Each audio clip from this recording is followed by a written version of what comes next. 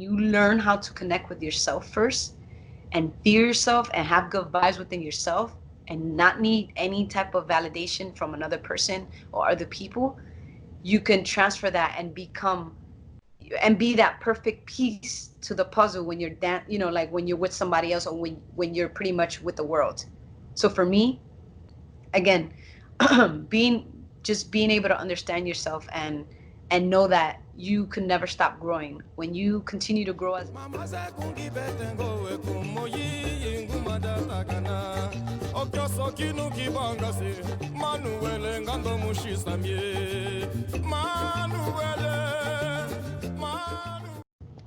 Hey, all right. So I am now on the line with a Miss Andrea Arenavazquez, aka Ace Fusion. Hey, I want to make sure I said it right. yeah, you did. You are a certified international bachata instructor. You are a dancer. You are a DJ. You are an MC. You are a world traveler as well as a veteran. Is that correct? Correct, that's correct. You were born in Puerto Rico, but you were raised in Brooklyn, New York, right? That's correct. How are you doing today? I'm doing great. I'm doing fantastic. It's Friday. I love every day of the week, but Friday is just a different vibe that hits you different. Sure enough, I understand that. I want to first off say, I really want to thank you for taking time out to talk to me. I really appreciate that. Of course, you're welcome. Eh. So, I think the best way to start this out, I would be very interested to hear. I guess, do you remember anything of your childhood growing up in Puerto Rico? Do you remember that at all? I could remember my walking down the streets and walking down like hills. I could like think about flashbacks. I could think about just walking with my mom to like, corner store and just being around like my elders, like my grandma, my mom's mom who raised her, like her grandmother who raised her, and I could just remember smelling coffee. I'm I could remember little things like that because I moved out of there when I was 7, so I could still remember, you know, um, little minor things, but I can't remember a lot. But I do often, visit from time to time. I'm curious. Do you know what made your parents move from Puerto Rico to New York? Do you know why they moved? Yes, my mom moved because she didn't really see a future for us there growing up because of the economy and just overall my mom wasn't even able to graduate high school herself. So she knew that by moving to New York where most of my other family, half of my other family was there, the kids were able to have better education and even though the system in New York City is not 100%, especially in Brooklyn, she felt that moving there will allow us to have a better future, and she was not wrong about that. She was not wrong about that. I Yeah, mean, that's amazing. mind you, a lot of people in Brooklyn, New York, a lot of the people that graduate high school there, they don't make it as far as I've made it. And not to sound like arrogant or anything, but it's just the way the system is set up in New York City overall. A lot of the students are in the streets. They're doing things they're not supposed to be doing. And I grew up around a lot of those things, where I had the decision to either be with the wrong crowd or be with the crowd who try and push themselves so that they can get out of the hood. So I'm sure like a lot of people could relate, being from Brooklyn, like it's really hard to see people, get out of there safely, alive, and making it outside of Brooklyn, New York. So I'm pretty blessed and humble that I had the right teachers, the right mentors, principal, and my mom just pushed us really hard to stay focused. She will whoop my behind, but hey, those whoopings will definitely make anybody be like, all right, well, I'm gonna get my things together so I can become have a better future. And I understand that. I understand that. Tell me, tell me about. You kind of already spoke on it, but I'm very eager to hear about your childhood growing up in Brooklyn. What was that like for you? And in Brooklyn, I mean, I could remember going outside with my friends all the time. My mom would allow us to go outside. We would play 7 Up, we would play freeze tag.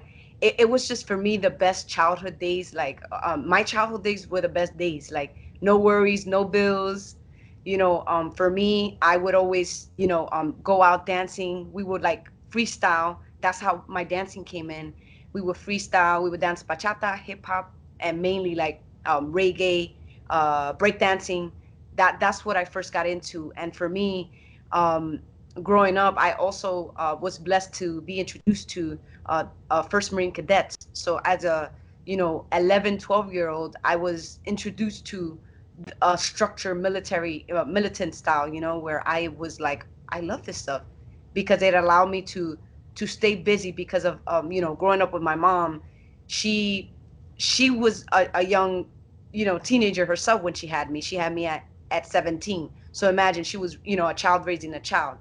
And right now, me and my mom have the best relationship ever. But back then, my mom really didn't know how to really raise us, and show us the affection, the love that I needed from a mother. So for me, like, the way I got it was through my principal, my teachers, being able to stay busy dancing and doing things like the cadet program, where I was where I was able to actually find myself, and at the same time still have compassionate and love for my mother, where I'm like, all right, well, I can get things that I don't get from my mom from other people and from things that I love to do. So, but for me, it's just like I'm continuing to grow as a person, and I love my mom to death, and I appreciate her hard work. And now me as an adult, I'm like, there couldn't have been a better way that my mom raised me, even with the little affection that she gave us, and all of the hardship that she went through. I love it and I appreciate it with all of my heart. So for me, I could remember my mom not being there emotionally available for us, but at the same time giving us the material things that we needed, giving us the house, the pretty much like being a mom that she knew she could, the best mom she could be. So I really appreciate that. And I love my childhood because I was able to go through struggles, but still find my way to success and still find my way out of Brooklyn.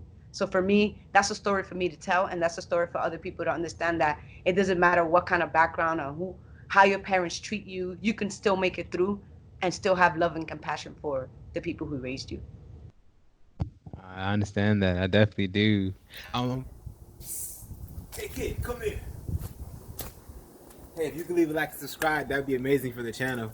Let's get back I to the show. definitely do. I'm very curious to hear how important was music in your childhood? Very important. I started when I was well, even before that, even before I became 16 years old, around 13, 14, we would do house parties, we would do basement parties, and, even throughout middle school, what I would do to DJ, or if we had like a get together, I have like a you remember the cassettes, the little cassettes that we would have? I would have one radio here, the other radio here, and I would put different cassettes. And then when one song was finished, I would turn down the volume so that the other one could play. So that's how I started to DJ and started to realize that I couldn't really blend it the way I wanted to, but I knew the way that the party kept going is by playing music, after the others. So that's how I started my DJing, and music was very important because even me as a going into New York City as a 7-year old, my mom and my grandma will make this annual monthly trip to I'm not sure if you know Atlantic City. New Jersey? Yep. They will always go to Atlantic City, and in that charter bus that we would go, I could always remember it was like maybe once a month that we would go, maybe twice. And they will make us sing. They're like, oh, Andrea, my other sister Daisy, who's in New York right now. She's actually a cop. She We would sing, and we would just have fun singing, and just showing off our talents. And we would sing Selena songs, we would sing all types of Backstreet Boys songs, our favorites. And that's how, and just listen to my grandma, the one who lives in Brooklyn, wake up, listen to salsa, merengue, cumbia, and bachata. That was like the way we were raised. We were raised with music. And even my mom, like my dad's side too, like everybody's a dancer. They DJs, there's, a whole bunch of talent in the side of my dad. So my dad's side. So it's always been in the blood. Okay, okay. I'm curious, real quick. Tell me, I guess, what did your parents do? I guess, what was their occupation? My mom, well, now my mom is a nurse assistant for like the elders. She's doing that, and she was actually able, even though she didn't graduate high school, she's been able to get certifications and work, important jobs. And luckily, she's able, now she's better than before. And my dad's actually, he works for a company with like for IT. So pretty much what I've been doing, like in the Marine Corps too, administrative stuff and things to help out and support.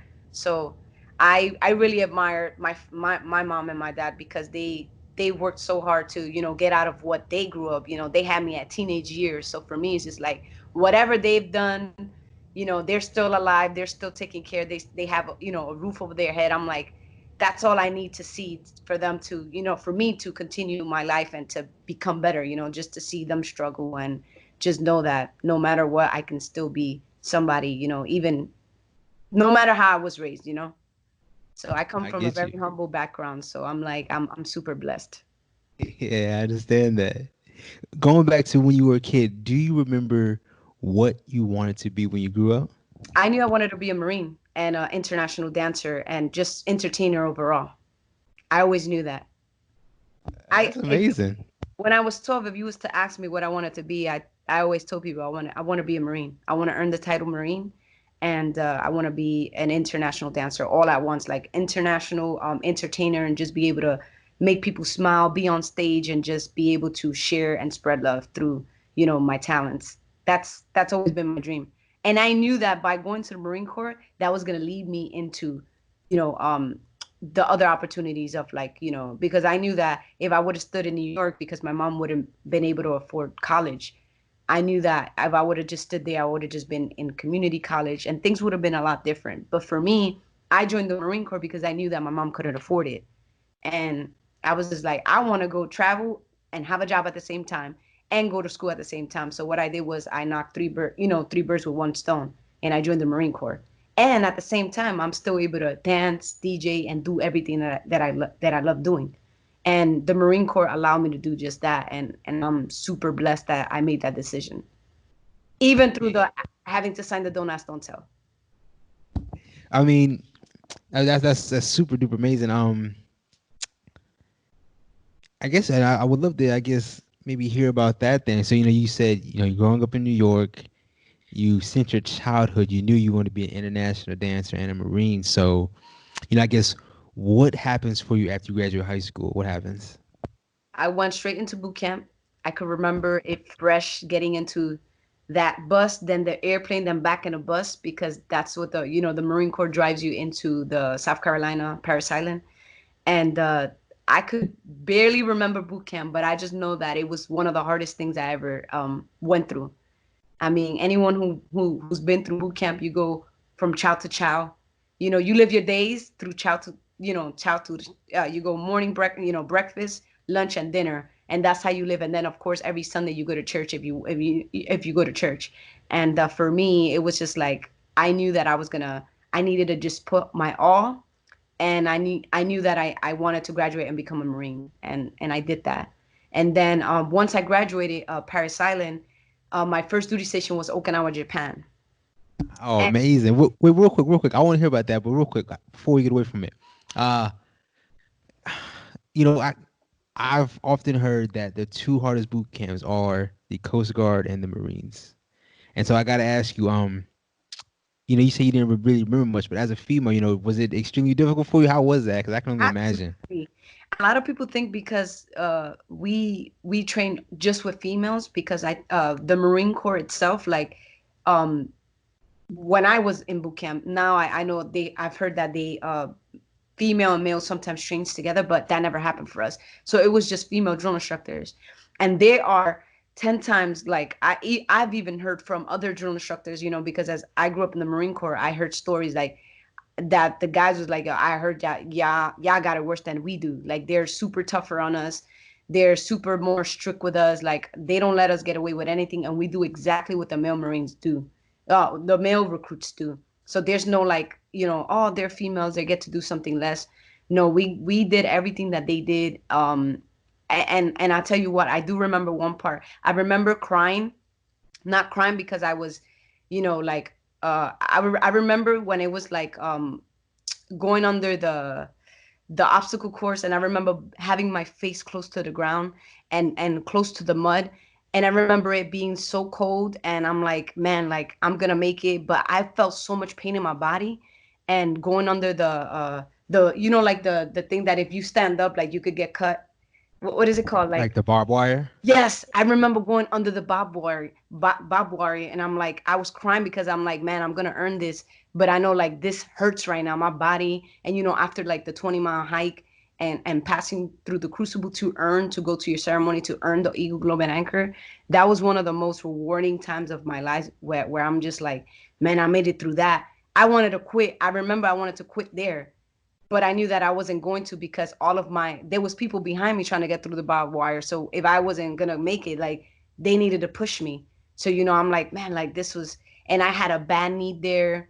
I got sick during boot camp. I had bronchitis. Like there was a lot of things that, because everybody from all over the world, the states are going into boot camp. So you have all these germs from all over the states all together combined in one, of 60 females, of 60 Marine recruits, that you're bound to get sick at least one time. And if you don't, then luckily you have a stronger immune system. But I caught bronchitis, and I remember I was still going to the range to shoot, our rifles. I remember before the range, I remember one recruit little, I will never forget her. She took care of me, and I had high fever that day, and I didn't want to get dropped. I didn't want to get put, get left back, because if you get sick, really really sick, you get put in female recuperation platoon. So for me, it's just like, I'm not going to FRP. I'm gonna make it. They took care of me. They gave me water in the nighttime. They really took care of me. I really love the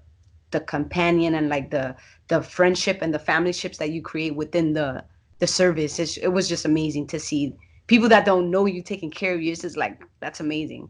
We all became sisters at the end of the day. Of course, of course. So yeah, you kind of spoke on it. And I can say the same thing. Boot camp was super difficult, and you spoke on how difficult it was. Tell me how, what were you feeling the day you graduated? Do you remember that? And what was that like when you finally earned that?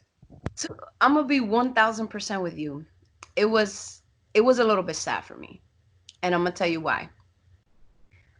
My mom wasn't able to make it. None of my family members made it.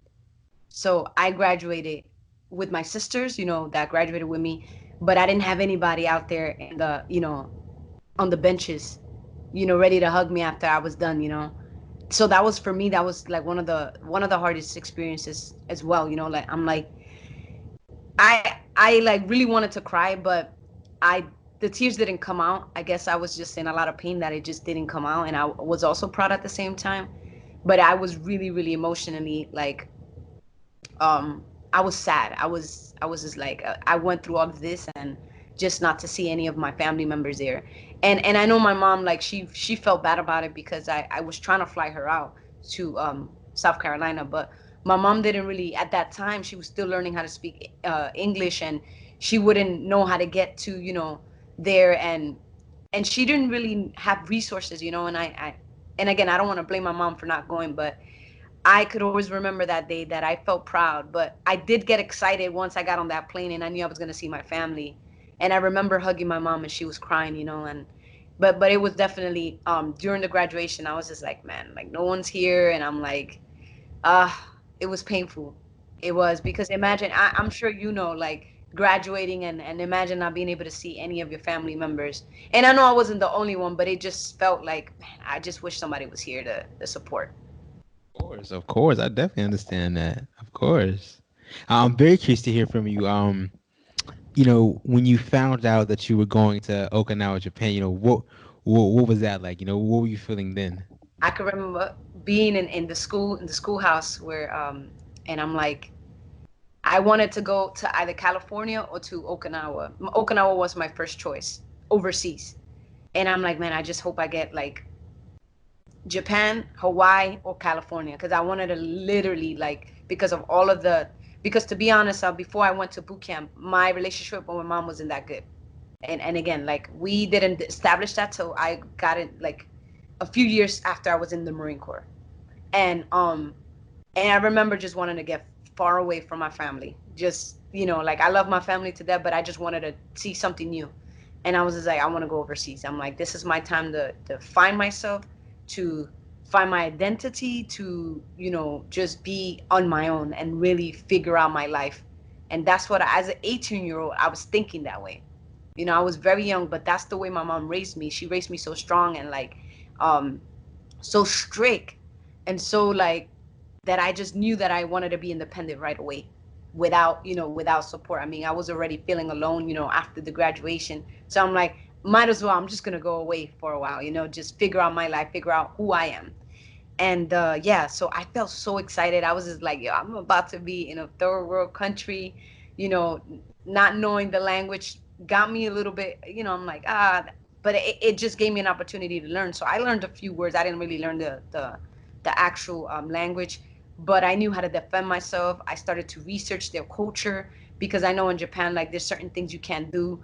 For example, if you go eat rice, you can't put your chopstick on top of the rice. Like, that's a sign of like disrespect, things like that. So I was lucky enough to as soon as I got into the base, they gave us classes of the to do's and not to do's, and what's respectful, what's not respectful.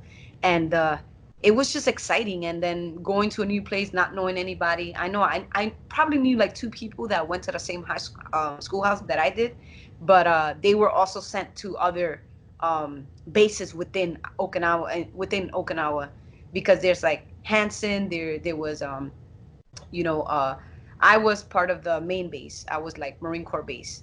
And but yeah, like, you could go anywhere. Kenzer, there was just different bases, and for me, is I was pretty much on the main base. So I pretty much started my life all over, and just being able to introduce myself and be who I wanted to be, but at the same time still hide my sexuality.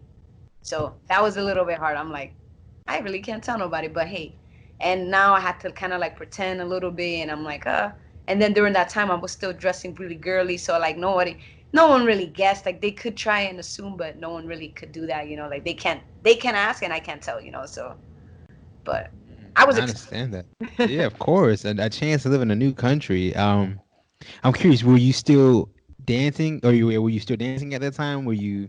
So as training was happening, to be honest, I did dance. So right after, so I would work out. I would go to the schoolhouse, from 7:30 to 16:30. We would do our, schooling or whatever we needed to do to study for our jobs. And then right after that, me and some friends who were also into dancing, we would go out dancing, practice. We would go to the gym. We would turn on the music, freestyle, and kind of like just. And it wasn't even schooling or anything, because when I even before I joined the Marine Corps. I never did like I did while I was in high school. I did a couple of dance classes. Like, I did some jazz. I did some African dancing and some Bombay plena that my teacher would do, my dance teacher. But it wasn't anything professional. Everything professionally, like, literally happened. Like, I took my street style, and then once I started getting into like teams, not even teams, just starting I didn't even get to teams up to, like, I got to Washington D.C., and that was maybe like years later after even Japan. But I always did my street dancing. I always did my own dancing. I did my own. While I was going at the gym, like I said, I studied my own things. Now, um, once I got to back to the States, that's when I started to get even into more Latin dancing. So that's when I started to become more of a bachata dancer, and I started to, like, research more. Started to see that there was another world besides the street world of dancing. There was another world of festivals, congress, and I had no idea what that was, because that's a whole completely different world. And for me, it's just like, I knew that I was a street dancer. Everybody knew me as a street dancer. They didn't know me as like, Ace Fusion, festival congress scene. So, but that's a whole different story. I'm not sure if you have questions about that, which I'm sure you do. Yeah, we'll get into it. I'm curious. What was the dance scene like in Japan? Oh, it was amazing. There was absolute Salsatinas was one of my spots that me and my friends would go to, and these Japanese people could dance salsa, merengue, bachata, and that was just one of the it was just soothing to always go dance. My friends and I will also go to like Red. The club was called Club Red, and we will always go there. And it was just like the Friday nights where we will all go out, and we will go to different clubs. But the club scene there was very innocent. It wasn't like the states where, like in New York. I remember going to a couple places in New York, um, and it was just like really hood. Over there was just like people are literally trying to go dance, have a good time, and it was like more like I felt more safe in Japan. You know what I'm saying? Japan So has a super low crime rate, if I'm not mistaken. So I understand that. So I felt more safe in Japan, and I felt like the people there was they were there to have a good time and to really like they were looking out for people that they didn't even know. So for me, the culture was very shocking, and then that's when I knew I didn't want to go back to New York. Just experiencing a different type of safety and a different type of comfortable, even being in a third world country, I felt more comfortable there than being back home. So that, Understand. That's like one of the benefits of being able to see something new. It gives you something to compare it to, right? yes, Mm, understand that. How long were you in Japan? 2 years. I was there from 2009 to 11, Okay. Okay, I summertime. got you. Hey, so yeah, so you're in Japan, you're doing it big, and I guess I guess do you serve your tour there, and then you transfer? Or is that what makes you leave? Why do you leave Japan? Oh well, they every 2 years, if you're in an on a company orders, you stay on a regular, you stay on that post for 2 years. I know people call it post or that duty station for 2 years, and then unless you wanted to extend. But for me, I felt like after 2 years, I was good to go, ready to move to somewhere different. So, I got my orders to California then, and I was excited about that. I was You like, got you got some good picks. back to Cali. So I got the second choice that I had. Remember when I was in my high school, the house school that I was, when I was training. So I'm like, okay, I didn't get. So I'm like, I didn't want Yuma, Arizona. I didn't want Arizona because I know they have a duty station there, and I was like, I really don't want to go back to the East Coast yet. So I got Cali, and I was so happy. I was stationed in Oceanside, not Oceanside, it's Pendleton, but it's close to Oceanside, maybe 20 minutes, 30 minutes from San Diego. Oh, dude, I heard, dude, San Diego's amazing. It is. They It got is. they got a Coast Guard base in San Diego, Coast Guard station in San Diego. They do. Well, the gas lamp is out there, and yes, they have like a whole. They also have a navy, a navy. They have like a whole bunch of ships out there too. Okay, yeah, they call it like station vacation. Say San Diego's cool. Yes, station vacation. That's the. I never heard of that, but yes. It Even says so. But you go to Oceanport. So tell me, how was your when and what year was that? When did you go to Oceanport? Was that 12, 11, or 12? Oceanside. So I was Ocean. there 2011. Um, it should have been 11 or 12. I can't remember exactly, but I know it was summertime during August time frame that I went to California, and it was Okay. one of the best times you can go because it wasn't. It was just like the summer, the peak of the summer, getting ready to go into fall time frame, and I was there, and I loved that experience. Again, California people are completely different from the East Coast people. I started to experience a different culture, where in the East Coast, people tell you straight up, like, this, that, like if they feel a certain way, the people in the East Coast, like, we tell you what it is. In the West Coast, it's like people are a little bit more like careful in what they say, and for me, that was different. I'm like, can you just tell me how you feel? Or like, in California, it was a completely different vibe, but I love the vibe. People are much happier, I guess, because of the weather, and they get all good weather all around. I mean, I know the fall and winter is a little bit chilly, but it's not as there's no snow. They don't got to deal. It ain't New York. It's not Boston. It's not. It's not at all. So for me, it was just like Cali is actually the place that I really want to retire and be there. I wanna retire there. Like I want to be able to go out there and purchase a home and live there. Like it is one of my favorite states that I visit, and I visited a lot of states. Going back to 11, 12 when you first moved out there, kind of tell me about that. You're working, you're living in Cali, a new city, a new state. Tell me about that whole experience. So for me, um, during that time, I was actually living off base as soon as and I was able to experience that as a Marine. That's pretty amazing because you don't have to stay on base with like on in the barracks where there's a lot more restrictions, and you could only have visitors a certain time, and it's really strict. So for me, it was just an amazing way to kick off a new duty station where I'm like I have a little bit of freedom. And then that was the same year when I got there when they abolished the don't ask don't tell policy. So for me, I still was in the closet within the Marine Corps because I'm like, it was weird to just, now I have to tell people that, I felt like I didn't need to do that. I'm like, whoever knows, knows, and they're my close people. The people that need to know will know, and then everybody else is like, they don't. I'm working for you. I don't need to tell you my business, you know. So for me, it was just like I went there motivated. I got, for me, I got promoted to sergeant, and I was able to, just motivate other Marines.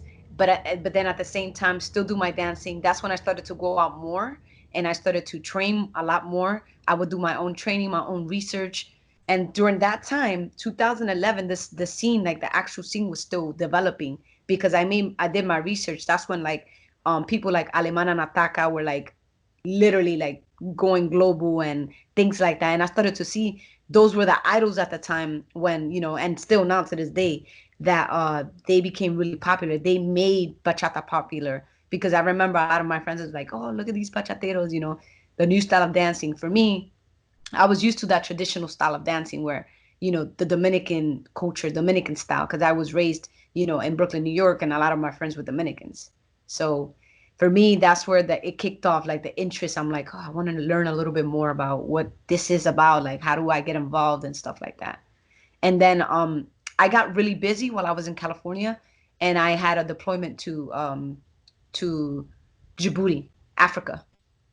I was in Africa, so for me, it was just like once I was stationed in California for about almost 8 months, 9 months, then I was sent to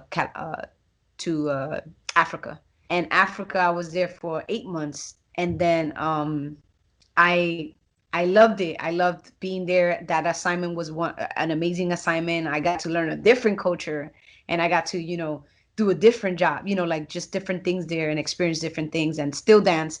And that's when I actually started to get back to my DJing. I bought a system, and I was able they had a system there, and I was able to do like Latin nights for the people that were deployed there. And I was able to do like things like mic night, open mic night. Me and my friend will host it, and we would have people with talents just come up and sign up to kind of like share their talents. People would, and I'm telling you, the Marine Corps, the Coast Guard, the Navy, the Army, there's so much talent within the service.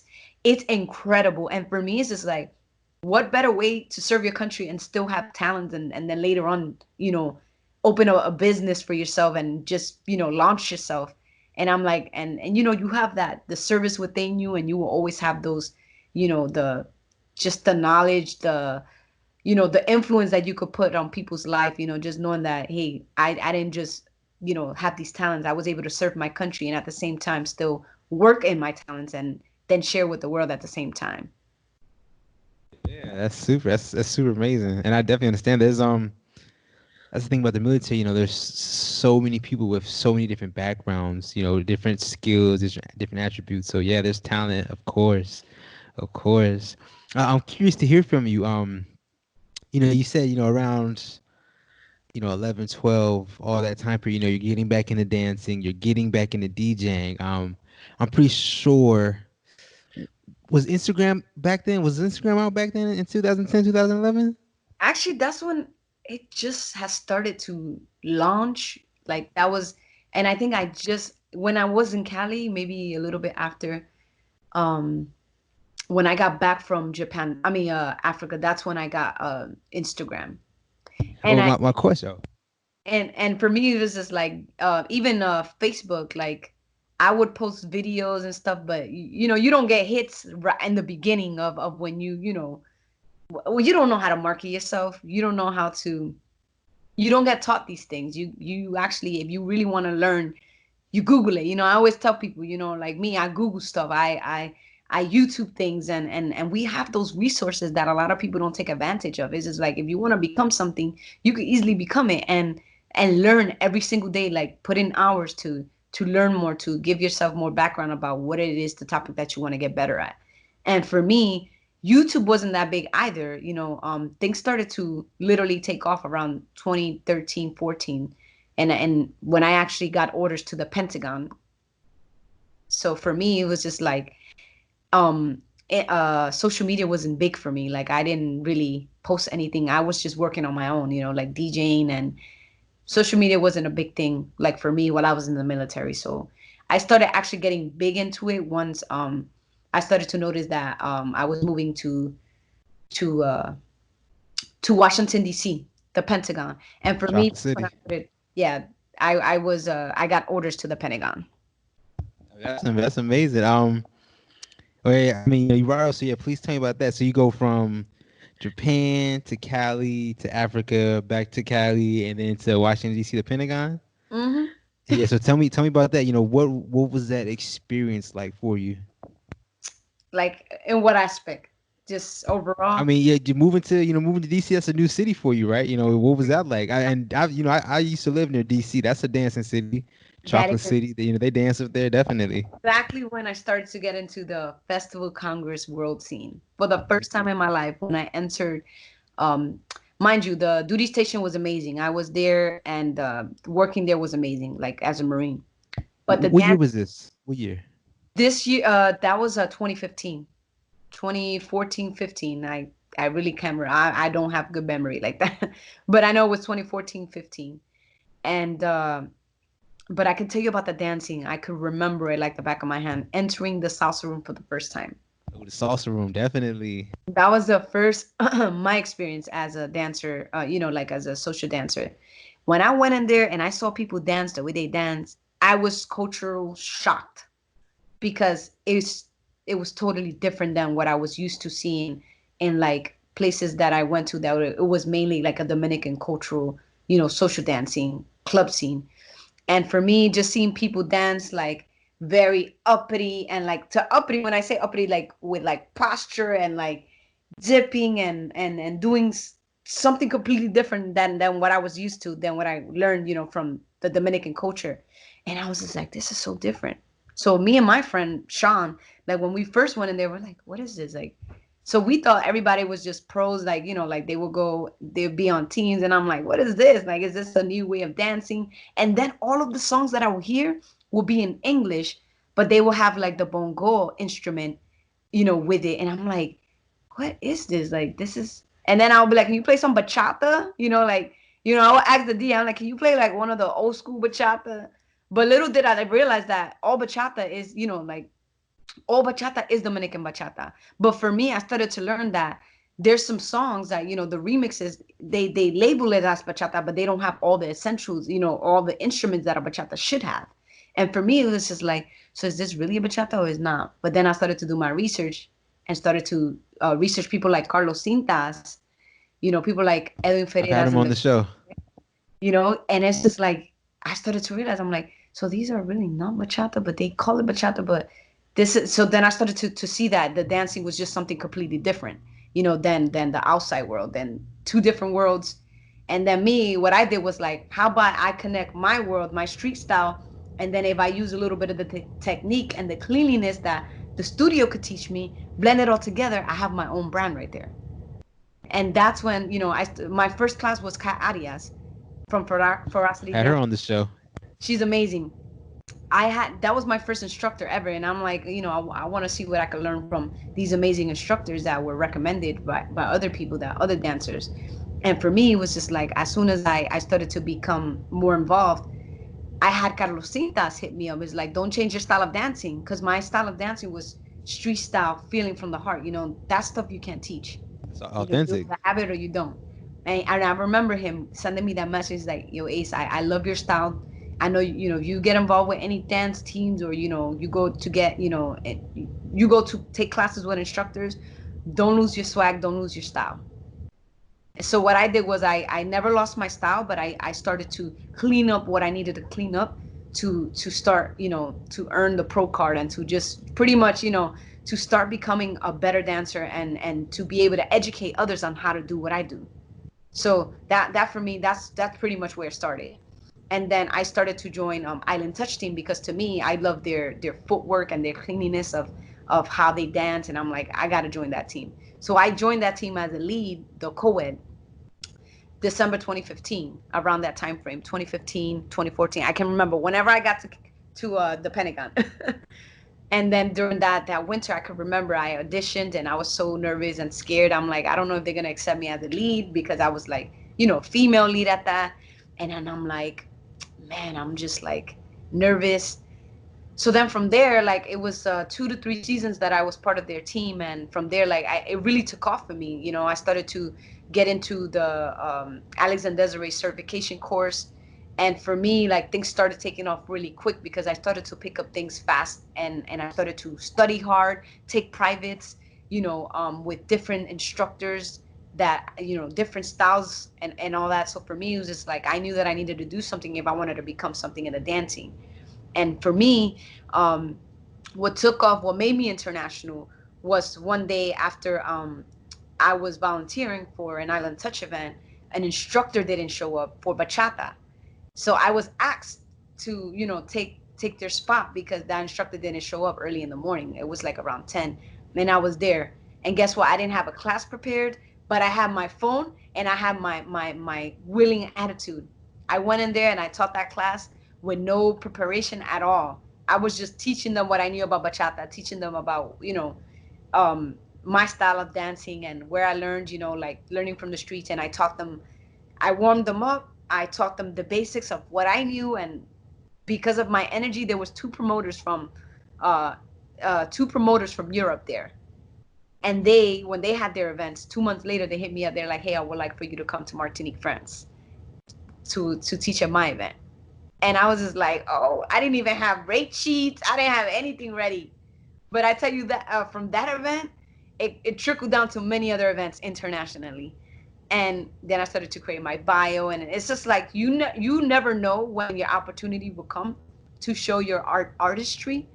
And then that's when I started. I'm like, okay, so I gotta have shows ready. I gotta have like a template of when I email promoters. And I literally pretty much started running my own business as soon as I knew that people were interested in hiring me to teach at these events. And I wasn't just teaching. I'm not just teaching students how to, hey, do what I do. This is a choreography. Here's a choreography. Take it. For me, it's important for me to teach people how to actually, be able to think for themselves in social dance. And I started to take, people like Carlos Cinta's teaching methods, adding Areito Art's teaching methods, where they don't just teach you how to, hey, do what I do, but they teach you how to understand music, how to pretty much be able to just create on your own. Because a lot of the culture in the festival congress world is they create a sequence. Here's the sequence, students, take it. And then, to be honest, students, when they're social dancing, they don't have an instructor next to them telling them how to do sequences. So for me, it's just like I knew that if I teach students how to understand and feel their own body and understand movement, I will be changing students' life. And the people that pay so much money to go to these congresses will forever be, their life will change when I teach them the ways that I know how to explain how to become a better social dancer, and teach them with options versus sequences. So for me, I knew that was a hit right away when I started to teach people um, teach people how to think for themselves versus teaching them sequences. So Real quick, let me ask you this. This is normally a question I reserve for the end, but I want to give some value to some dancers out there. So, can you give me one tip that can make anyone a better dancer immediately? a better dancer immediately, like right away? Right away, right now. And is it with any subject of dancing or just a dancer in general? Um, Answer that question however you want. Give me one tip that can make anyone a better dancer right now. I can answer this in so many ways. But for me, if a dancer like yourself is going to festivals paying a lot of money, you know, ask ask the instructors not to teach you sequences. Tell them to teach you how to actually have different options of movements, and also learning the history. For me, it's important to learn where the dance comes from. If you don't know where the dance comes from or how it was developed and what other genres is involved within that dance, then you would never be able to really become a better dancer or understand the body, how your body should move, but there's really no black and blueprint, black and white on how you're supposed to become a better dancer. So for me, it's just like understanding your body and being able to be comfortable with your own body. But that comes with understanding the genre, that comes with understanding the history, And for me, it's just different layers, but for me, overall, just, you know first find you and learn the history, because if you're not confident in what you're about to do, then you can never really become a better dancer. So finding that self-confidence, and the self-confidence comes from learning the history, learning the actual genre of music you want to become better at dancing. So that for me is very important. It doesn't matter, for me, it doesn't matter if you know all of these thousands of moves. You can learn so many moves, but for me, it's just like the less is more for me. And as a social dancer, because I consider myself more of a social dancer than anything, and I'm a more the type of instructor I am, I teach more how to social dance than to do a choreography. So for me, it is essential and very important for me to teach people how to actually feel themselves versus feeling dance moves. Building their self-confidence is key to having great dancers, and that to me is really, really important. Empowering them that you could do it too. You just need, like, I've just been doing it a little bit longer, and I've taken this passion a little bit more serious than most people. That's the only difference, because there's no difference between me and a beginner. To me, there's really no difference. It's just a little bit of time. I put a little bit more effort, and I've learned um to find myself and have a little bit more self-confidence, because I feel like a lot of beginners, they feel afraid. They feel like, it's very nerve-wracking to go into a dancing where so many people have danced for a long time. So for me, it's just like, don't compare your time with someone else's time. And once you stop and look past that, you're gonna be good to go. And for me, it's just like, as an instructor and as just a person in general, my goal is to dance with beginners, more beginners than any other type of, level of dancers. Beginners are like the most important people in the dancing, to create a better and safer and more and just bring more people. That's the only way the dancing will grow, is if the pros and the people that teach, the people that have so much influence, take care of their beginners, pretty much taking care of their troops. you That's know so true. Especially like a lot of people don't want to dance with beginners. So like what you're saying is so true, because that's like you said, that's how you expand the scene. You get more people involved. Is when you have, like you said, you dance with beginners. you That's take care. so true. Super true. I get that from the Marine Corps. For me, my troops are beginners. Like my goal when I go to a social, or when I get hired anywhere, my goal is the people. I don't care who's on the line with me or who's on the flyer with me. That's my least of my concerns, and I do learn from them. But at the same time, my main concern while I'm, from whatever time. So let's see, if we go social dancing from 11 to 3 or 4 in the morning, however long the social is. My goal is to dance with as many new people and as many new beginners as I can. That's my goal. And I don't go there to dance with like the pros. And I mean, it's good. Yeah, I may get a dance here and there with some of my friends who have become family, to me. But I'm like, nah, like my goal is to make sure I take care of the people who paid to come see us, who paid to come dance with us. That to me is the most important. And not everybody has that mindset. So that's super amazing that you actually do But that. that's the thing that separates, and people wonder, like, so some people say, yeah, Ace Fusion, where did you come from? So for me is a lot of people, even like pros. I could only imagine, being in the industry for so long, and for me to do what I've done in the short period of time. The biggest thing that I would tell anybody who's a pro or who wants to become internationally known fast, is knowing how to talk to people, knowing how to when you go to places, like, connect with people, the people that come to pay for to pay see you, like, focusing on them and giving them the love and attention that they deserve.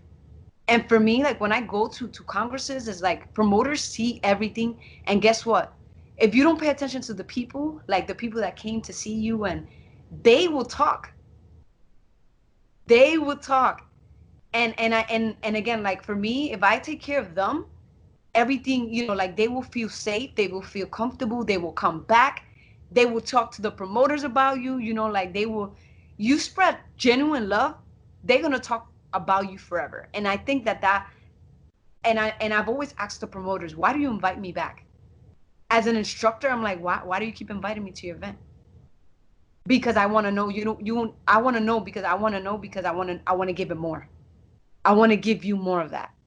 Like, tell me what I've been doing right. And then I also tell them, how could I do, better? And I always leave it open for my students to come, or even what I do as an instructor is I have my mentors, if they're the same event as me or someone I look up to, it's like, can you come by my class maybe like for a few minutes to tell me what I can do better as an instructor? So for me, it's just like I have my own people, look, because in the Marine Corps, they used to do that, evaluation sheets. And for me, it's just like, I know that I could always become better. So what can I do for my students? So that's what I do. I tell my mentors, I'm like, hey, can you please come to my class? I want to know what I could do better. You Let know, me real quick. Let me ask you this real quick. We spoke about the students. Advice for students.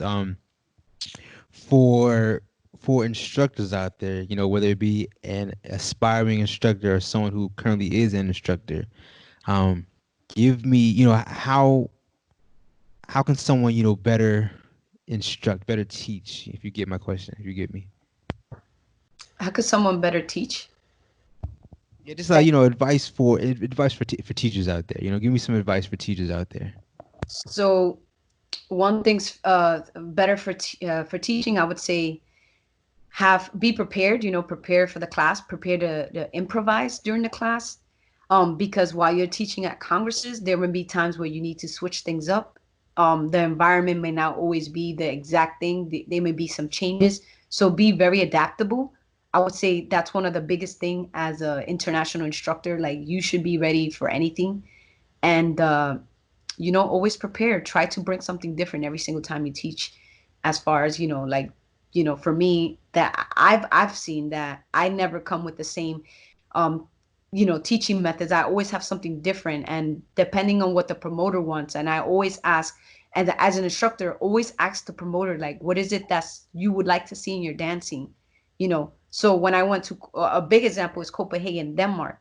He was just like, hey, Ace, I really would like to see more of my students become better on body movement and better, so I start preparing a lesson plans for people who, to pretty much be able to get that flow of, the Dominican style that they want to see in their students. So I always ask questions. I'm prepared to change things on the spot. Um, and I'm always prepared to teach anything. Like, anybody tells me, hey, like last minute teaching, I'm ready to teach. And I learned that from how I became international. Just literally on the spot, teach something, be able to come up with something on the top of your head. And that only comes with practice. Teach on your own, teach the sofa, teach, that's how I became a better instructor. And anyone who's been to my class, I mean, I've had a lot of, great feedback. I've also had people to tell me, like, hey, maybe you could, because it's all about wording, because every instructor teaches pretty much the same things, but it's how you word it and the energy you put behind it. So having the right energy, and just being able to relate to the students is the number one thing that I would recommend for instructors. Be able to relate to them, respect them, and while in class, while teaching, always, always, always, like, what I do in the beginning of my class is I allow my students to introduce themselves for the first 10 seconds. Introduce yourselves, get to know each other, say hi to somebody you do not know. So I create that welcoming atmosphere right away, right off the bat. So anything that I say after that, they're gonna feel love, they're gonna feel loved, respected, and they're like, oh man, I'm here, I already know somebody. So always be interactive with your students, and make them feel like they're important. That's what I would recommend to any instructor, because you could be a beginner instructor and not know anything about instructing, but how you make people feel, they will remember that forever. Super important. That's super important. And so, I mean, it's just like being personable, right? Being Yes, approachable, being yeah, yeah, yeah. Empathy. 1000%. I think that's what has got me to where I am today, and where promoters continue to invite me, because I make them feel like they're on top of the world. Like, I never ever make any of my students feel like they can't dance. I know it has to be because of that. It's just who I am as a person. I bring that to the room where all of the students are. And I don't make them feel any less of, we're equal. I always tell them, like, we're here together. We're here to learn. I'm here to learn with them too. So as I'm teaching, I always tell them I learn a lot. I always take people's moves. You can ask them. I'm like, I'm watching y'all, to see with the options I give them. I see what they do with it. I'm like, I'm gonna steal that move. What's the name of that move? I wanna, like I always hype the people up. Like get them excited, get them to know that they're also hot. I say, I mean, we all were beginners at one point, correct? Yes, of course. Of course, of course, of course. Tell me, I'm curious. Tell me about the Alex and Desiree Bachata certification. Oh, they're amazing individuals. They actually gave me the platform on because again, like the way they taught the instructor's course, it wasn't to teach you exactly how you needed to be an instructor, but it was just like a skeleton format for you to have their way of explaining things, and at the same time their options of how you can also start and kick off your teaching style. For me, that's what gave me the confidence to, because I always had the as a Marine, I would do like classes and stuff like that. So I already had a way to explain things to students, or even being in front of people and being able to relate information and give them, how to, how to brief somebody. So for me, that I already had those skills, and I wasn't scared to talk to people. I wasn't scared to share what I knew about the culture of the Dominican arts, the culture of, just dancing in general, and just being a, like a dancer in general, like a social dancer. Everybody's a dancer to me. So when I took this certification course, for me, I felt that like it was a perfect way to actually go out there and, and showcase. I'm like, without that certification course, I honestly would have not been feeling comfortable, because for me that gave me the again, like the platform to kind of be like, okay, so I kind of understand now. You go to the class, they gave us timelines on how they were doing it. And even though I don't do exactly what they taught me, I know with what they gave me, the skeleton, I was able to pretty much place, certain things a certain way, the way that I feel comfortable teaching. And I will forever be grateful for them. And even though other instructors that I look up to don't have those courses, I've learned a lot from Areito Arts. You should totally bring them on the show. I would love They're, to. I would love to. they're amazing. Like they are phenomenal. Areito Arts, they are focused on cultural aspect in the Dominican arts. Also, Edwin Ferreras is the Dominican Dominican arts, and he's the ambassador of the Dominican arts too. So for me, it's really important to have his perspective too. And then Decora Romero, she's an amazing singer. She contributes so much to the brand, and she's just an amazing individual too. Like she super knowledgeable on so many things, and she's just a rock star. But again, people like him, Carlos Cinta's teaching method, I always go to their classes because their way of teaching is a no-brainer. It's like it's for friendly, friendly, beginner friendly, 1,000%. It's like for me, like that was my way of like, okay, so now I can contribute what I know, my style of dancing, and then have my own way of teaching. But for me, it's just like that will forever be my way of teaching. I just love being able to give students options versus sequences, and being able to teach them how to really truly feel the music and understand the music, understanding the segments of the song when they want to interpret the music. It's just important to me. Like that's really key to have a student really understand like why they're doing the moves they're doing, not just because it looks cool. That's super important. And I mean, I've been to plenty of festivals myself, and I have plenty of videos of patterns that they taught that I never actually did again. So I definitely understand that. Let me ask you this though. You've been dancing for quite a long time. I'm very curious to hear from you.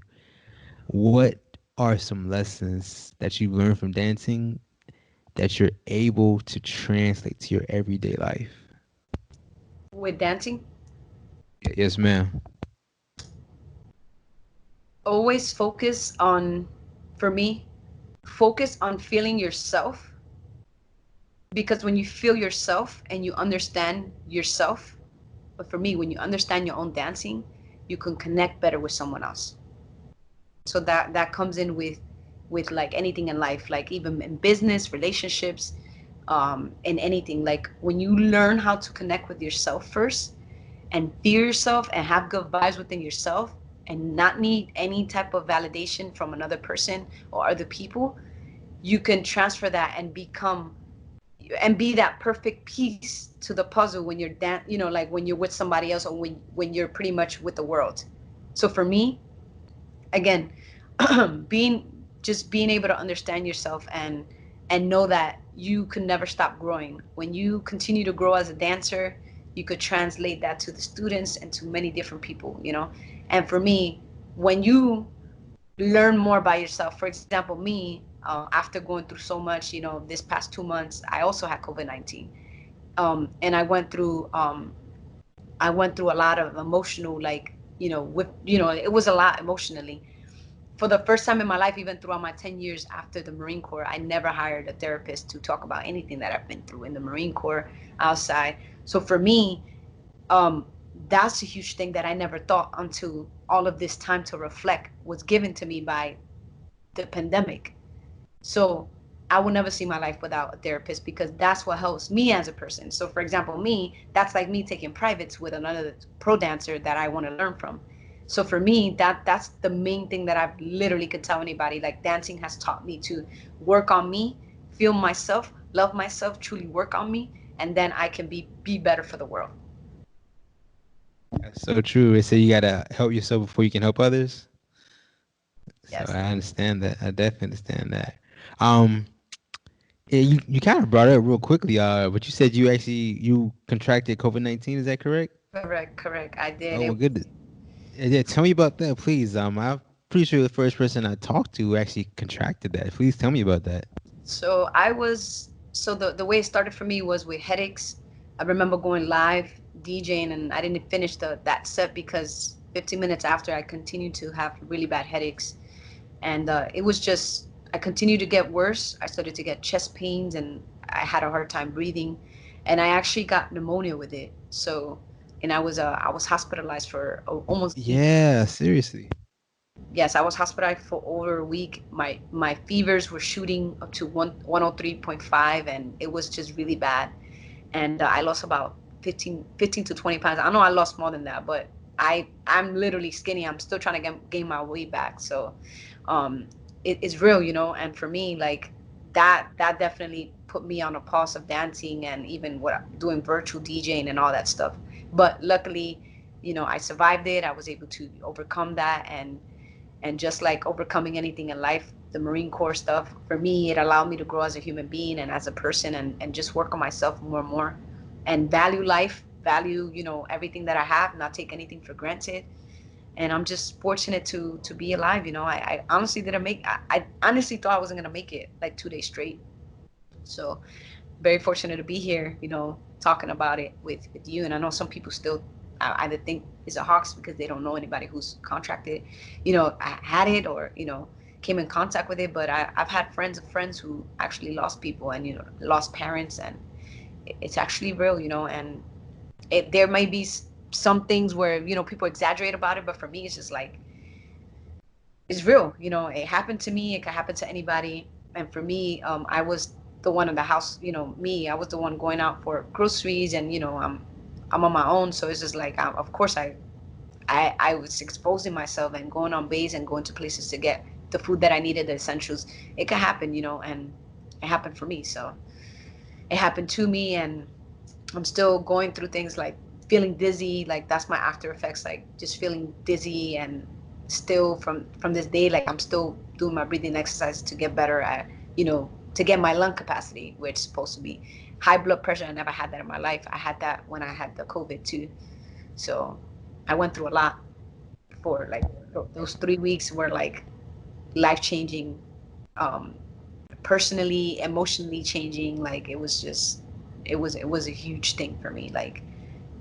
Like really life changing. And I'm just lucky to be alive. I get really emotional talking about that, because anyone who's been close to a deer, I was saying bye to my family already, like, just because I didn't think I was gonna make it. That's intense. I understand. That's super dude. That's really intense.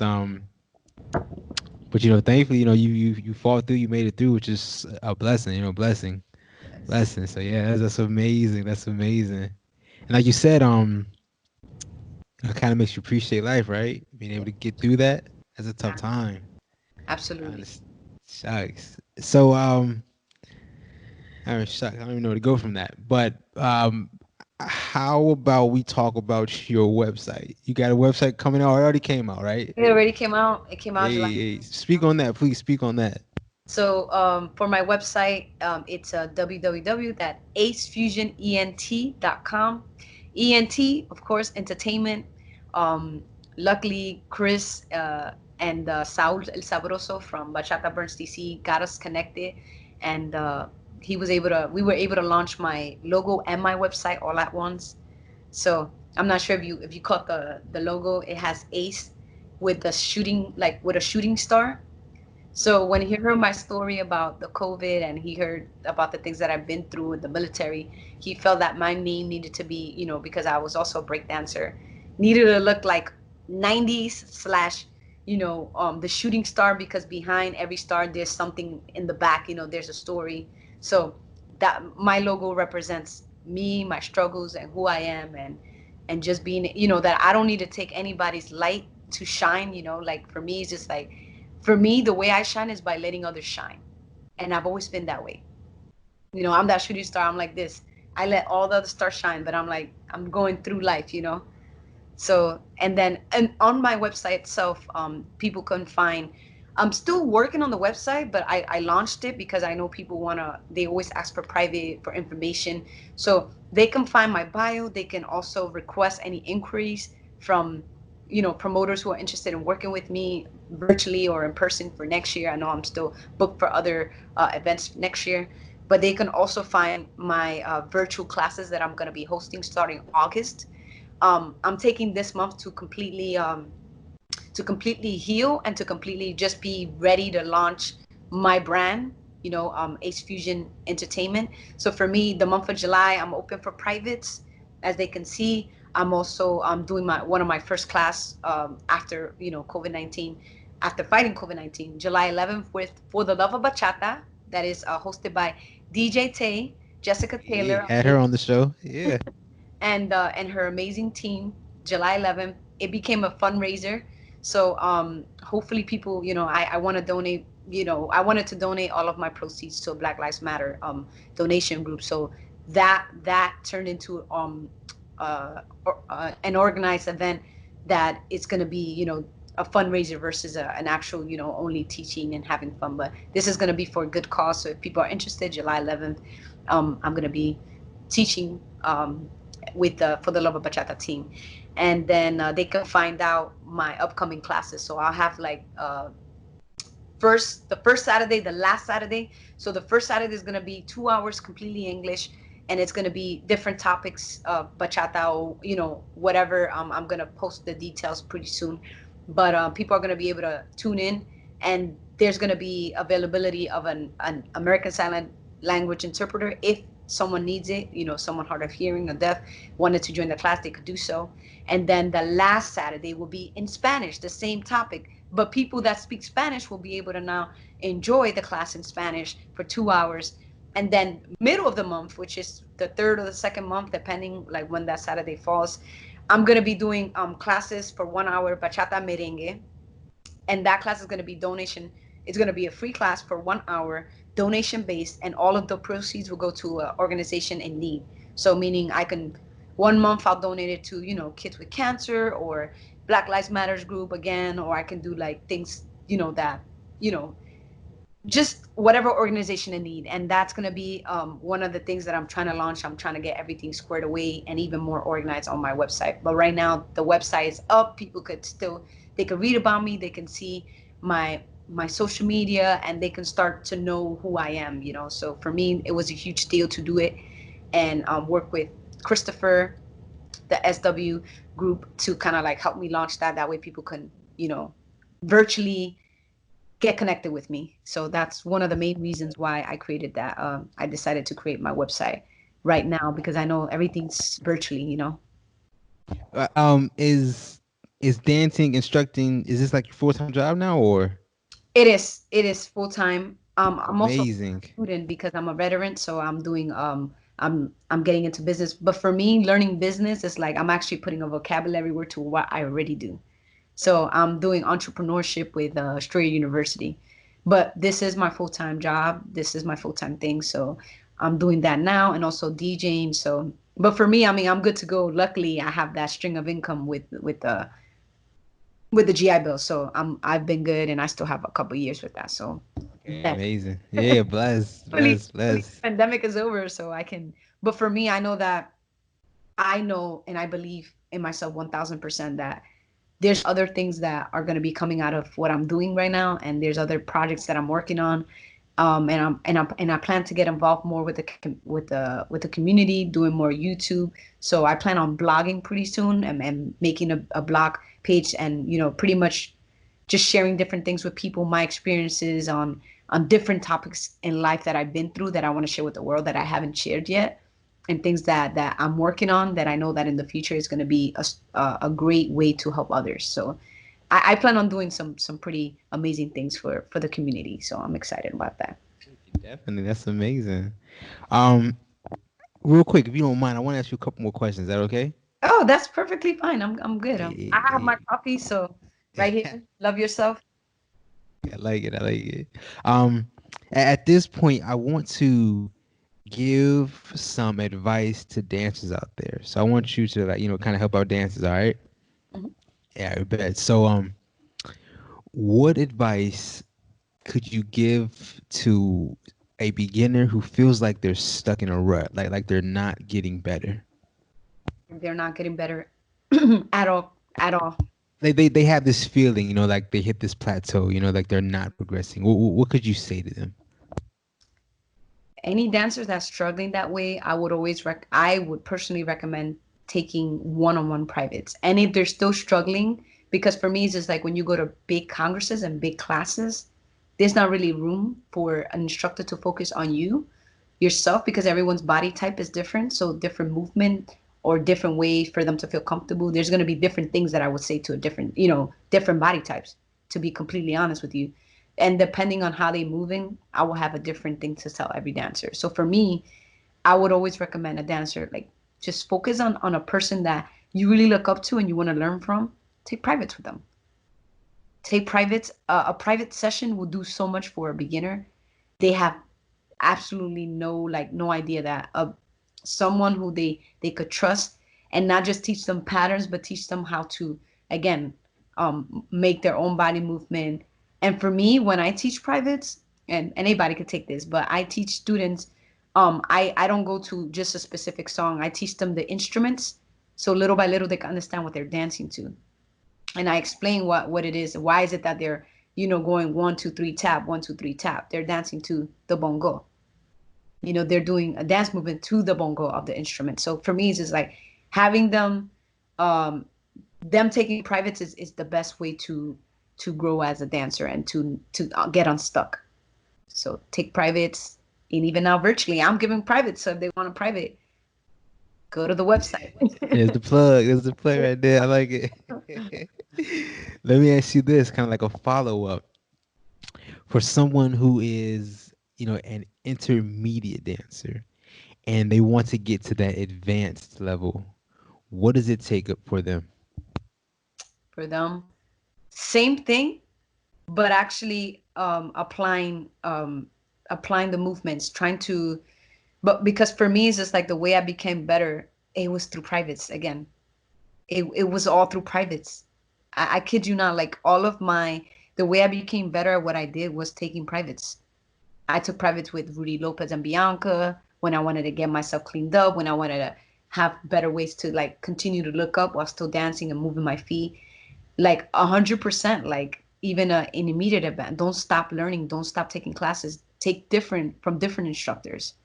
Now that you learn from your favorite instructor, now learn, another style of dance. How about another style of dancing? Just to kind of like, like open up your mind, expand your mind by learning different things. Pick up a book, read the history, like things like that. You know, uh, an intermediate dancer who's ready to become, or wanting to become pro, like you need to start digging a little bit more into the roots now. That way you can have a better thorough understanding on what you're doing and why you're moving the way you're moving. Where does it come from? To me, that's what, to me, of intermediate and advanced dancer is that in between is that extra step towards more than dance. Thinking, intellect, like, can you think for yourself? Can you move like for yourself? Instead of just knowing movement, like, can you actually create on your own? Like little things like that. And can you now, based off the music, what's coming out, can you interpret the music? you know can you find hits in the music that are hitting that no one could hear? To me, that's what makes it intermediate, towards advanced. It's just like, can you now go outside of the box of the basics, and can you now incorporate, and add little things that the people, now they can hear the instrument, now they can see the instrument because you just played with it. Little things like that. And that all comes from practicing and taking more privates and taking more time to educate yourself about the dance itself and the culture and the roots of it. Let me ask you this, because everyone's financial situation is different, though. So you said take privates, and you gave some alternatives, but maybe for the person who is not near a great instructor, or someone they have faith in, or someone who maybe doesn't have the money for privates, are there any alternatives that they can do? Anything that they can do to improve themselves? Alternatives, let's see. They can literally, what some things that I did when I couldn't afford it at times, I would stand in front of a mirror and actually practice. I'll turn on the YouTube, and not YouTube like, but for body movement, there's a lot of resources out there that are free. And I would just recommend people to just start practicing, like, just practice on your own, practice a lot. There is a lot of free stuff out there, and there's free videos on how to run your own business. Like, you go to YouTube, you find tips on how to launch your business, tips on how to create and become better at even being a better person. How do you stop, like, how do you stop yourself from thinking negative? Like, there's actually a YouTube video about that. YouTube has everything. So for me, it's just like, if I can't afford something, I will YouTube it or Google it. That's me. That's what I would do. That's for me and anybody who's really interested in learning. Also, people like myself, any students that come to me and they tell me they can't afford it, I always work out. I always put things out there like that are free, or I've given free classes, I've given free privates, I've depending on the situation. So for me, it's just like, ask the instructor and tell them what your budget looks like. And even if they don't have a budget, maybe you have a skill that we can interchange, like change and exchange. Maybe this beginner is great at marketing, or great at, you know, coming up with strategies to become a better, something. Maybe they're a cook. Can they give me some recipes, and I'll give you 30 minutes or an hour of a class, Or for example, hey, can you teach me how to, interview somebody for my future, YouTube channel, things like that. Like, for me, um, there's no stopping somebody who really wants to get it. And for me, it's just like, it doesn't matter. For example, if I started to do what you did, like, for me, like, or if I was in your position, or someone who wanted to become an instructor, I don't see any type of, I know some people see it that way, but I don't see any type of, um, what is it, competition. I see it as, everyone has something different to give. And for me, it's just like, please instruct. Please, we need more instructors with different perspective. If somebody wanted to, for example, I'm sure you feel the same way. Somebody wanted to start a podcast. It's important to because everyone has a different style, different energy to bring, and that could literally continue to pick up the dance scene. And to me, I've never felt that way. Like, I've never felt like, oh man, imagine me like coming up new 2015, being brand new. Imagine if I was scared and I would let that get to me, to where, like, man, there's a Alex and Desiree, there's a Alemana Nataka, there's a Rudy and Bianca, there's all these other amazing dancers, Areito Arts, and I'm like, I can't do this, I don't want to do this because there's already good people. You have to give yourself a chance, a genuine chance to showcase what you have to offer. Because what I have to offer, it's completely different than what they do.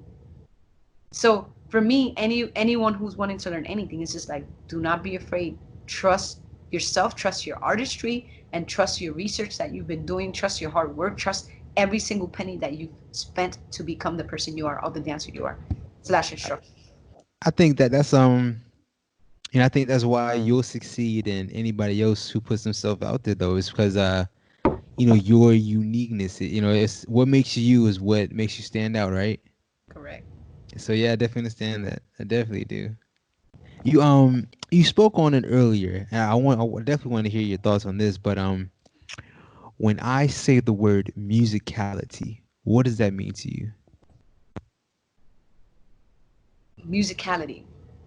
Musicality means being able to not just play with the original rhythm that people would originally dance to go outside of the box and be able to not just musicality means lyrics to me. Can you interpret your body with the lyrics that they're saying on how they're saying it?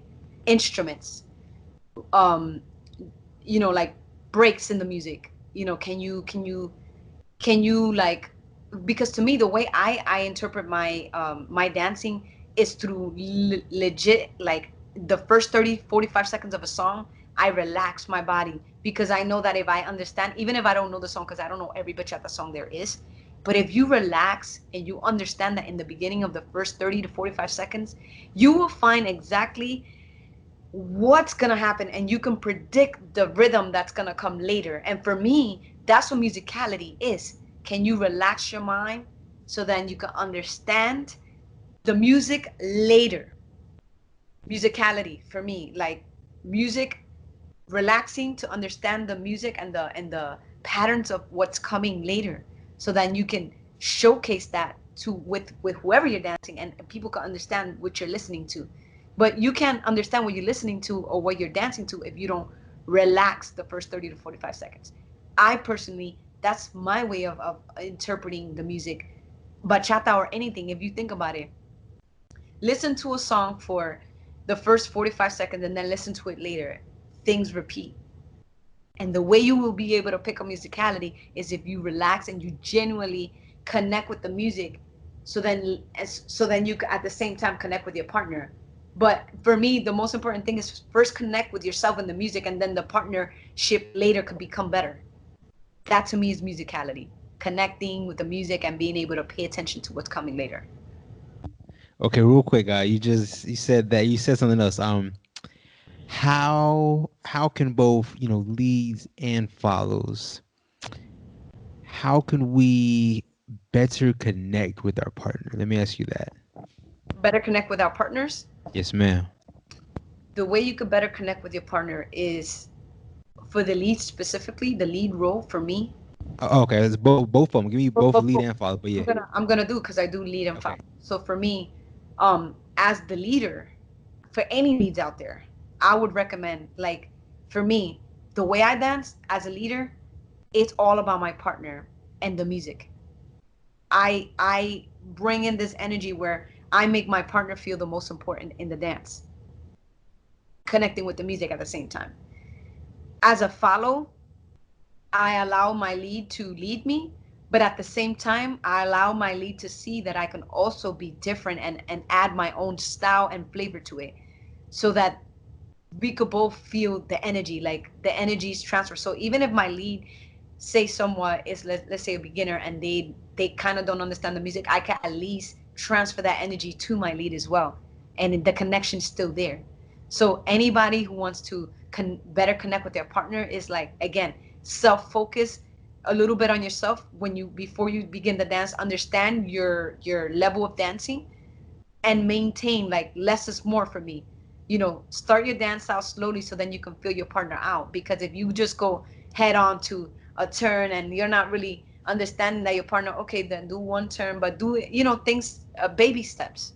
For me, it's just like, don't go straight into a dance and start to, like, do double turns, and like that will literally, like, disconnect the whole thing. So, baby steps.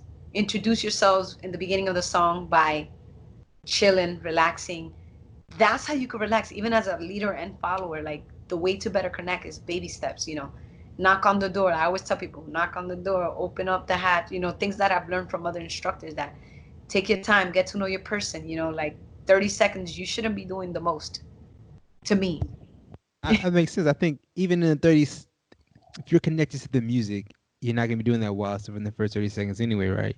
Correct. Most songs don't go, 100% at the beginning, right? So Correct. yeah. Yeah, they uh still relax because that happens, whatever's happening in the beginning of any song, it's gonna transfer over to later on. Hey, Fusion, I want to thank you so much for taking time out of your day to talk to me. Of course, thank you. This was amazing. I love the questions. I love that you're also, we can relate. We're brother and sister in arms. I'm super, super blessed to, have somebody like you to still be out there on the line and, far away from family, I'm sure. And I Of know, course. so I thank you for what you do. I'm sure this keeps you sane and this keeps you happy. So Of course, yeah, I enjoy it. I enjoy it. Especially I enjoy, getting the chance to talk to people, who are very passionate about what they do. It's really cool to see that. Tell me this real quick. You kind of already spoke on it. You said on your website, but tell me, are there any events that you want to highlight? What are some of your upcoming events? What's going on in your life? the main event that I want to highlight is the For the Love of Bachata, July 11th, because whoever comes there, they're gonna be able to hear more news because I have more things upcoming, that are gonna be set in stone by July 11th. So that's the main event right now. And of course, they need to, if they wanted to learn more from me, they could stay connected within the website. That's where all the information would be. And I'm gonna continue to do my, especially starting August, I'm gonna be having my bi-monthly plus that free class mid-month. So those are my upcoming events personally. And then I know that for next year, I mean, a lot of things were postponed for next year and canceled. So for me, it's just like stand by to stand by. We're all standing by to know what's gonna happen within the next year or two. So These times are crazy. Times are very crazy right now. Uh, tell me this real quick. You have the website, but how can people get in contact with you? How can they reach out to you? they can reach out to me, Ace Fusion ENT on IG. I also have a personal page, Andrea Arenasvazquez, that they could follow me because I don't have space. But they could follow my page, my actual business page, Ace Fusion, on Facebook. I'm there, and if they have any questions, they can ask me or anything like that. Perfect, perfect, perfect. Like I said, Ace, I thoroughly enjoyed this. Um, do you have any last words you want to share with the people before we close this out? Any last word, especially during this time right now? Take time. Number one, if there's anything that you want to work on, make sure it's you first before any talents. I think this time of what we're facing, the pandemic, I think it's happening for a reason. Everyone should do their best to try and work on themselves. Don't be afraid to ask for help. I think that's important because, again, like what I've been through and what I continue to face, if I didn't have, my therapist to talk to, I don't know where I would be. So I think for me, mental health is key and is very important, emotional health. Number one thing that everybody should focus on right now, especially, what we're going through. Second, of course, whatever artistry, whatever you want to do, make sure you take your time and research what you want. Believe in yourself, because if you don't believe in yourself, no one else will. And and best believe that people will not believe in you at first, but when you continue to pursue and continue to be yourself and come with the most caring, loving, humble heart, like, people will know that what you're trying to do is not to be above anybody. You're trying to do it because you want to really spread love through what you love to do, point blank. And for me, it's just like, when you believe in yourself, when you truly believe that you can inspire others and change people's life, like, you will. Don't let anybody tell you you cannot, because there's room and there's so much money in this world for everybody to make, and no matter the industry. So do not let others, don't compare your status to other people, because that will hold you back completely from making your dreams come true. Your status shouldn't matter. You should just work every day, do something daily, create healthy habits of, like, what you could do to get closer to your goals. And that's what I've been doing. I mean, I have my calendar, my I have a calendar that I have to write on so that I can know that I'm gonna get to it and check it off later. Like my phone, like I could use my phone, but for me, my phone doesn't really do the job for me. I have to actually write it and check it. So find something that works for you to hold yourself accountable. That's it.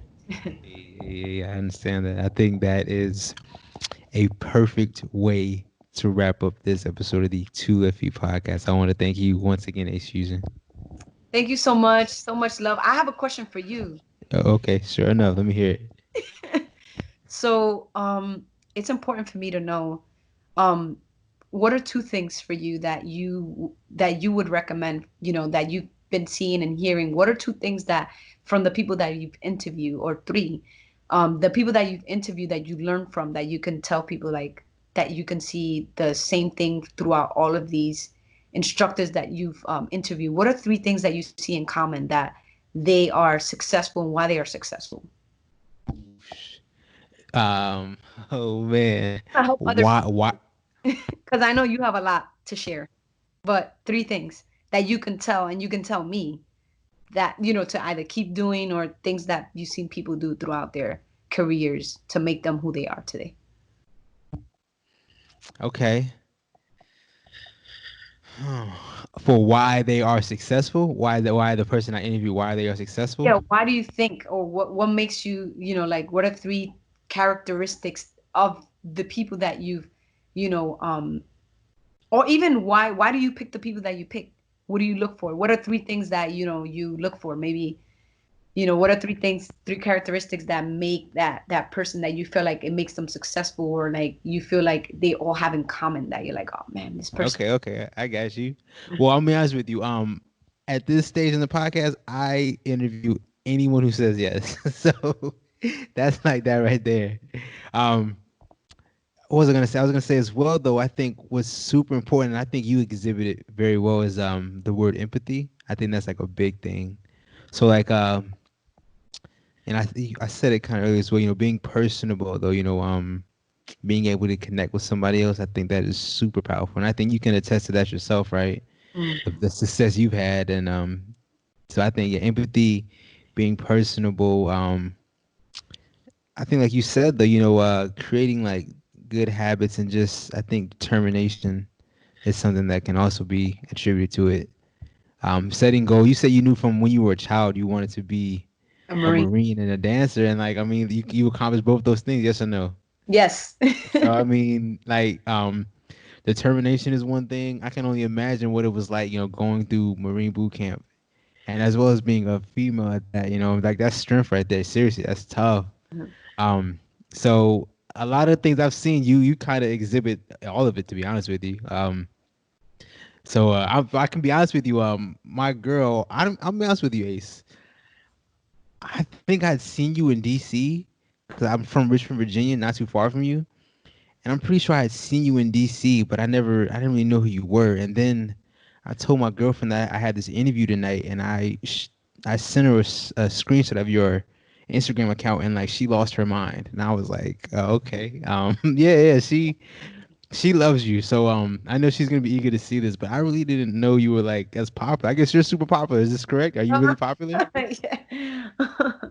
I would love to follow her. So you give me her stuff later. That way I can follow her. All right, And bet. I really, really admire what you do, and I feel like it was a great question to ask you, because some people need to hear it from the other person that interviews people. I think it's important to, for you to share your experiences from the people you've interviewed, because is I know you put it out there, but people could you can summarize it, and you can be like, these people have been the same thing that qualities are similar, because to be successful, like, there's a formula for it.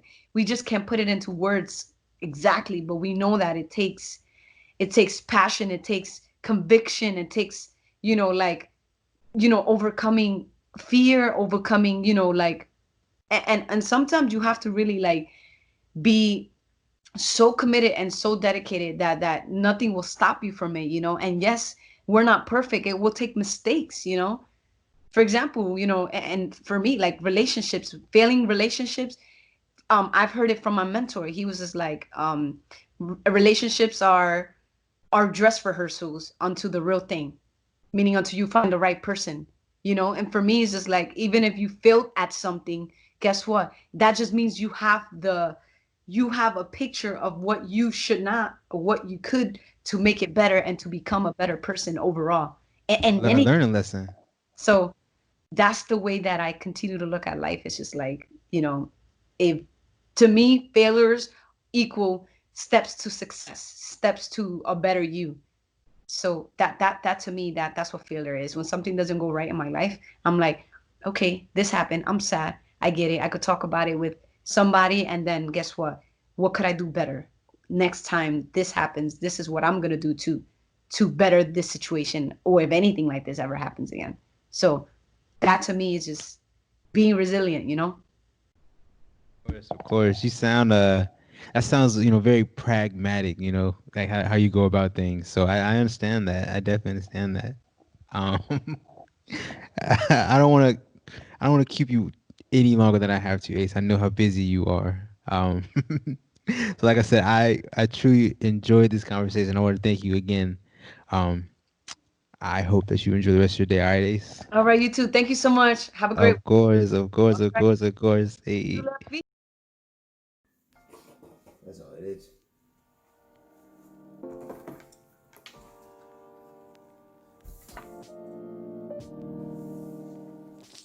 Hey everyone, if you made it this far to all to the end of the video, I want to thank you so much. Um, my overall goal with making these interviews and these episodes is to give a voice to dancers, to give them a platform to speak their story. So if this is of value to anyone, then that means the world to me. My overall goal is to give value to the dance community. So if you find no value in this, then I urge you to please let me know where I can improve on. I truly want to, just give value and content to the dance community. So please let me know how I can improve, where I'm messing up, because to be 100% honest with you, I'm learning along the way as I do this. I truly am. So to be able to interact with the dance community, it means the world to me, because it gives me feedback and it lets me know what I'm doing right, where I can improve upon, what I'm doing wrong, which I feel like might maybe more important. So please, if you all could comment and just let me know what you think, it means the world to me, because that feedback just helps me improve. So please comment as well. Please like and subscribe. That means a lot as well. But I want to say thank you so much for just watching this, because it means the world to me. I